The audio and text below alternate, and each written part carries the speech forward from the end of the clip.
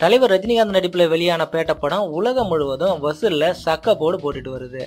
தற்பொழுது பேட்ட படம் அமெரிக்காவில் முதல் 3 நாள் முடிவில் எவ்வளவு வசூல் பண்ணியிருக்கு என்ற விவரம் வெளியாயிருக்கு. அந்த விவரங்களை இந்த வீடியோவில் பார்க்கலாம்.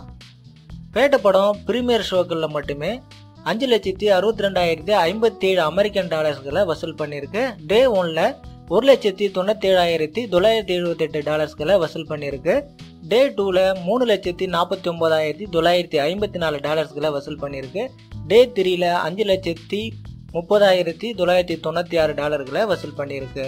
ஆக மொத்தம் பேட்ட படம் அமெரிக்காவில் முதல் 3 நாள் முடிவில் 16,40,985 அமெரிக்கன் டாலர்ஸ்களை வசூல் பண்ணியிருக்கு.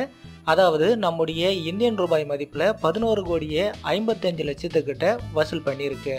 பொங்கலுக்கு வெளியான படங்கள்ல எல்லா ஏரியாவிலையும் பேட்டை வசூல்ல மிகப்பெரிய சாதனையை பண்ணிட்டு வருது.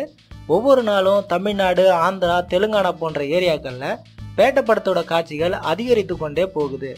இதுவரை பேட்ட படம் உலகம் முழுவதும் சுமார் 120 கோடிக்கு மேல வசூலித்து இருக்கும் அப்படின்னு எதிர்பார்க்கப்படுது. இதற்கான அதிகாரப்பூர்வமான அறிவிப்பு விரைவில் வெளியாகும் என்றும் எதிர்பார்க்கப்படுது. பேட்ட படத்தை பற்றின இந்த அப்டேட் உங்களுக்கு பிடிச்சிருந்தா ஒரு லைக் கொடுங்க. மறக்காம நம்ம சேனலை சப்ஸ்கிரைப் பண்ணுங்க. நன்றி.